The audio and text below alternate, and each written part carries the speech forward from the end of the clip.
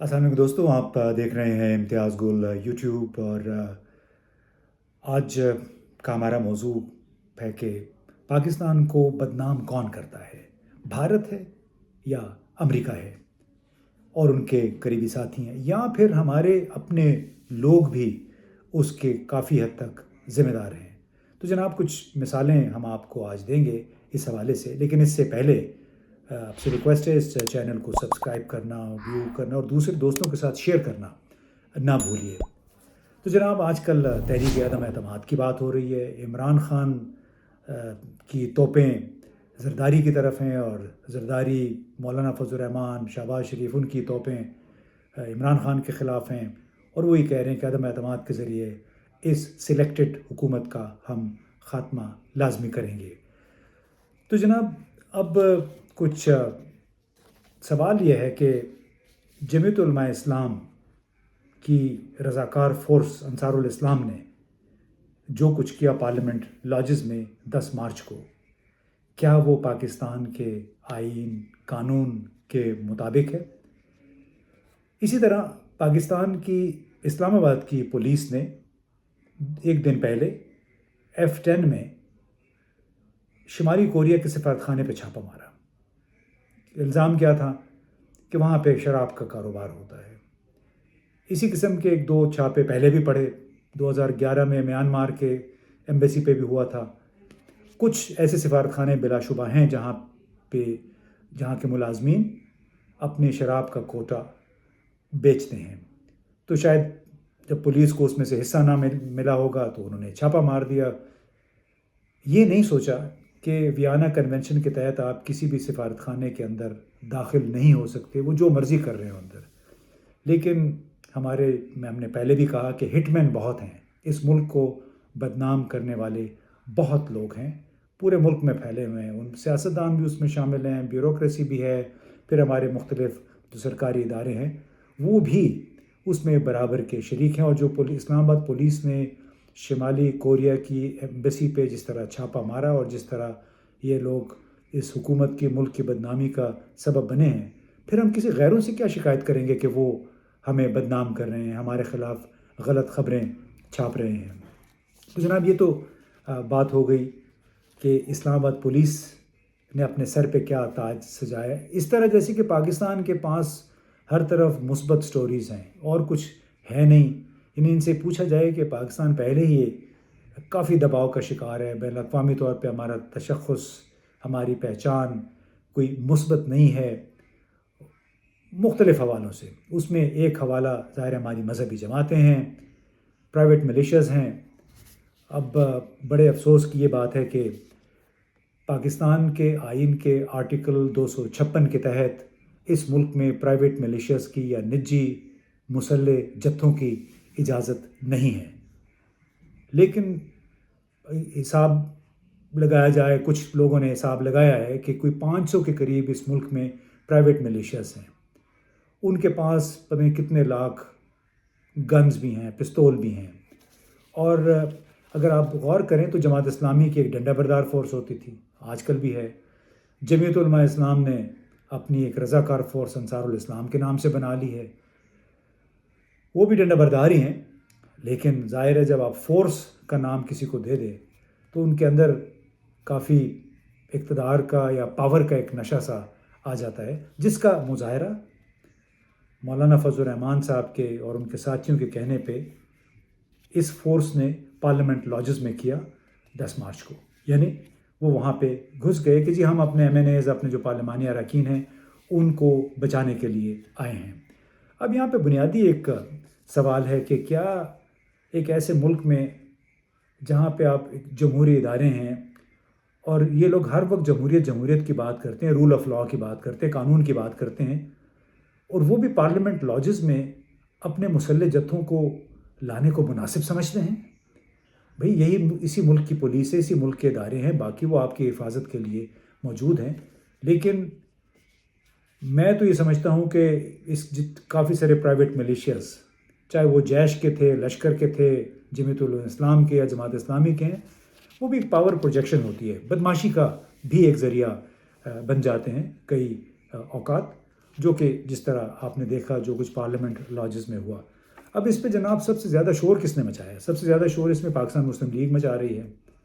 آپ نے سنا ہوگا ان کے رہنماؤں کو، خواجہ آصف صاحب کو، شہباز شریف صاحب اور مریم اورنگزیب صاحبہ. اب ذرا دیکھیے کہ یہ کون سی جماعت ہے جو اس بات پہ سیخ پا ہے کہ اسلام آباد کی پولیس نے کیوں جمعیت علماء اسلام کی پرائیویٹ ملیشیا کے ارکان کو جو چھپے ہوئے تھے پارلیمنٹ لاجز میں گرفتار کیا.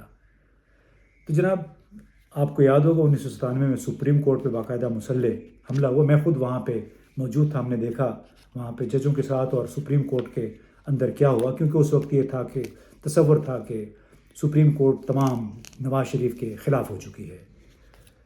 پھر اپریل 1999 میں نجم سیٹھی صاحب جو فرائیڈے ٹائمز کے ایڈیٹر تھے، میں نے بھی 22 سال اس رسالے دی فرائیڈے ٹائمز کے لیے لکھا، ان کو نواز شریف صاحب کی حکومت کے احکامات کے تحت اغوا کر لیا گیا. اس وقت حسین حقانی صاحب چونکہ پیپلز پارٹی کے ساتھ تھے وہ بھی لاپتہ ہو گئے، اور الزام یہ لگا بالواسطہ طور پہ کہ نجم سیٹھی صاحب نے بھارت میں 30 اپریل کو یعنی 30 اپریل 1999 کو ایک تقریر کی تھی جس میں انہوں نے پاکستان کو ایک فیلڈ ریاست، ایک ناکام ریاست قرار دیا تھا، اور اس کے اوپر بڑے سیخ پا تھے، جس وجہ سے ان کو خاموشی سے ان کے گھر میں گھس کے نجم سیٹھی صاحب اور ان کی بیگم جگنو محسن صاحبہ گھر میں تھی، رات کا وقت تھا، ان کے بیڈ روم تک یہ لوگ چلے گئے، انٹیلیجنس والے ان کو وہاں سے اٹھا کے، پھر بعد میں کوئی 28 نوٹسز نجم سیٹھی صاحب کو بھیجے گئے، ان کے بینک اکاؤنٹ سے وہ منجمد کر دیے گئے، نہ جانے کیا کیا کیا. بالآخر چند ہفتوں کے بعد جون میں کسی وقت ان کو رہا کر دیا گیا. مزے کی بات یہ ہے کہ ان کی رہائی کے بعد نجم سیٹھی صاحب نے اپنی جو پہلی پریس کانفرنس تھی، میں بھی وہاں پہ موجود تھا، میں تو چونکہ ان کے ساتھ کام بھی کرتا رہا، تو اس میں انہوں نے کہا کہ اصل میں ان کے خیال میں ان کی گرفتاری کی وجہ ان کی بھارت والی تقریر نہیں تھی، بلکہ چونکہ وہ نواز شریف صاحب کے خلاف بڑے سخت مضامین لکھتے رہے ہیں، سخت ایڈیٹوریلز لکھتے رہے ہیں، ادارتی مضامین، تو وہ نواز شریف صاحب کو پسند نہیں تھے. اور یہ باقاعدہ ان کا سٹیٹمنٹ ہے جو کہ نیو یارک ٹائمز میں بھی چھپا اور کئی اخبارات میں بھی انہی دنوں میں جب ان کی رہائی، چونکہ ظاہر انہوں نے پریس کانفرنس کی تو اس میں سب لوگ موجود تھے. ساتھ میں انہوں نے یہ بھی بتایا کہ ایک نواز شریف صاحب کے قریبی ساتھی نے انہیں فون کر کے بتا دیا تھا ان کی گرفتاری سے پہلے کہ وزیر اعظم صاحب بڑے ناراض ہیں اور ہو سکتا ہے کہ آپ کے اوپر غداری کا مقدمہ بھی بن جائے کیونکہ آپ حکومت کو گرانے کی کوشش کر رہے ہیں. تو جناب یہ وہ لوگ ہیں جو اس وقت بہت شور مچا رہے ہیں تحریک عدم اعتماد کے حوالے سے، میڈیا کی آزادی کے حوالے سے، لیکن خود آپ ان کے کام دیکھیے. آج کل تو ویسے نواز شریف، نجم سیٹھی صاحب سب ایک ہی پیج پہ ہیں، ان کے خیالات ملتے جلتے ہیں، لیکن میں نے سوچا کہ تھوڑا سا آپ کو ماضی کے دریچے میں جھانک کے بتایا جائے کہ کس طرح 1999 میں نجم سیٹھی صاحب اور ان کی بیگم سمیت ان کے گھر کی حرمت کو بے حرمت کیا گیا ایک چھاپے کے ذریعے، اور دوسرا کس طرح یہ اب ان لوگوں کے ساتھ ان کے ایک دوسرے کے ساتھ ملے ہوئے ہیں جنہوں نے قانون کی حرمت کو پامال کیا پارلیمنٹ لاجز میں اپنے پرائیویٹ ملیشیا کے ذریعے، اور اس کے ساتھ کہ کس طرح اسلام آباد کی پولیس نے ایک غیر ملکی سفارتخانے پر چھاپہ مار کے ویانا کنونشن کی خلاف ورزی کی اور ملک کو مزید بدنام کیا. اس ویڈیو کا ایک مقصد یہ بھی ہے ان تمام لوگوں کو یہ یاد دلانا کہ پاکستان کے آئین کے آرٹیکل 256 کے تحت یہاں پہ پرائیویٹ ملیشیاز کی کوئی اجازت نہیں ہے، اور یہ کہ جو بھی ایسا کام کرے گا، کسی کو کوئی یونیفارم پہنائے گا اپنی مخصوص نوعیت کی، اس کے ہاتھ میں کوئی ہتھیار دے گا، وہ بھی غیر قانونی ہے. یعنی اس ملک میں رول آف لا. اور بڑے لوگوں نے یہ کہا کہ اگر اس ملک کو ہم نے نارمل بنانا ہے، اس کا تصور نارمل ریاست کے طور پہ اجاگر ہم نے کرنا ہے، تو پھر ہمیں اس ملک سے تمام جو نجی پرائیویٹ ملیشیاز یا مسلح جتھے ہیں ان کا خاتمہ کرنا ہوگا. پاکستان کی بدنامی مسلح جتھوں کی وجہ سے، پرائیویٹ ملیشیاز کی وجہ سے بھی ہوتی رہی ہے، اب بھی بہت سارے لوگوں کا خیال ہے کہ یہاں بہت سارے نجی ملیشیاز آپریٹ کر رہے ہیں، بلوچستان میں بھی ہیں، پنجاب میں بھی ہیں، خیبر پختونخوا میں بھی رہے ہیں۔ لہٰذا اب وقت آ گیا ہے کہ ان تمام لوگوں کے لیے جو پاکستان کو اپنی دھرتی کہتے ہیں، مدر لینڈ کہتے ہیں، کہ وہ پاکستان کے آئین میں درج کچھ جو ہماری قدغن لگی ہوئی ہے ایسے کاموں پہ جس کو ہم خلاف قانون کہتے ہیں، خلاف آئین کہتے ہیں، اس پر مکمل طور پہ عمل درآمد کروائیں تاکہ اس ملک کو ایک نارمل ریاست کے طور پہ پہچانا جائے، ایک ایسی ریاست کے طور پہ جہاں پہ قانون پہ عمل درآمد ہوتا ہے، جہاں پہ بین الاقوامی جو تحفظات ہیں خاص طور پہ انتہا پسندی کے حوالے سے اور مذہبی نجی جتھوں ملیشیاز کے حوالے سے اس کا کوئی سد باب ہو سکے۔